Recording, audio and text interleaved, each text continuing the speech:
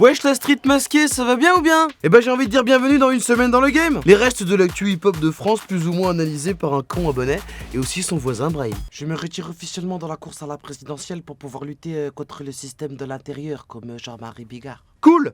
Et on s'en bat les reins comme Jean-Marie Bigard. Allez vas-y dis les jours.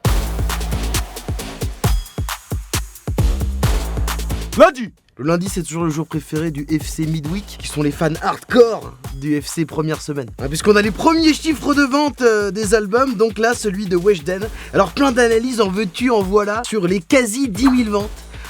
Que je vais pas vous partager parce que je m'en fous. Et on a aussi eu le droit à l'avis du streamer Sardoche, qui a déclaré que Weshden était un produit de l'idiocratie. Mais Sardoche, il parle d'idiocratie, c'est bien celui qui gagne beaucoup d'argent en criant sur Twitch? Oui. Et je tiens à rappeler que si vous êtes adulte, que vous avez l'âge d'acheter des timbres fiscaux et que vous parlez de Weshden H24, vous êtes embarrassant. À peu près autant qu'une personne de 40 ans qui essaie de faire un TikTok sur du Bruno Mars. Mardi! Oh là là, Travis Scott accusé de plagiat par une compagnie de jeux vidéo qui l'accuse d'avoir pompé son logo. Ils veulent des dommages et intérêts. Rentrez chez vous, allez là-bas, vous allez perdre. Il faut pas... Travis Scott, il a déjà volé le flow de Swiley et de Young Thug, il n'a rien eu, hein. Rachida Dati exclusif. Et elle arrive dans la saison 3 de Validé sous le nom de Rachid Apache Dati, la réincarnation de Apache en femme politique. Ah non, c'est pas ça la photo, en fait j'ai cru. En fait elle veut se présenter au présidentiel. Après je pense qu'elle a plus de chances de jouer dans Validé avec Pascal Sefranc que de vraiment devenir la présidente quand même. Rachida Dati, non. Mercredi. C'est historique ce qui se passe. 50 Cent a perdu un clash sur Instagram contre la fille de Dr. Dre. Alors il était en train de se moquer de la future ex-femme de Dre qui demande 2 millions de dollars de pension alimentaire par mois, et la fille de Dre qui s'appelle Truly Young, parce que c'est des stars donc ils appellent leurs enfants n'importe comment, et lui a dit à 50 Cent va te faire foutre et continue de faire semblant d'être en faillite et d'acheter des stéroïdes pour la muscu.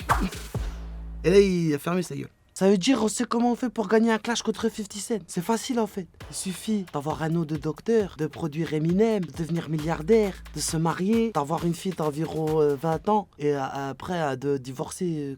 Ah, c'est chaud en fait, quand même, non?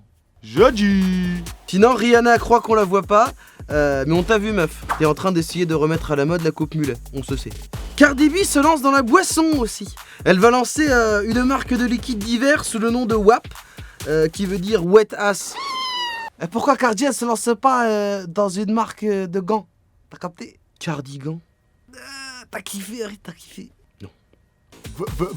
Vendredi. Et ben c'est jour de sortie mais j'ai pas regardé, alors je vais parler de Tory Lanez. Tory Lanez, quelle vie, quelle vie. C'était la personne la plus cool du monde au début du confinement et là il a perdu 1000 points de crédibilité, il est horrible. Parce que 1, il a tiré sur Megan Thee Stallion. 2, il a essayé de dire que c'était de la faute de Megan Thee Stallion. Ensuite il a piraté le mail de Megan Thee Stallion et il a utilisé tout le buzz pour la sortie de son album. Qui selon les estimations va faire une 6ix9ine, c'est-à-dire un flop.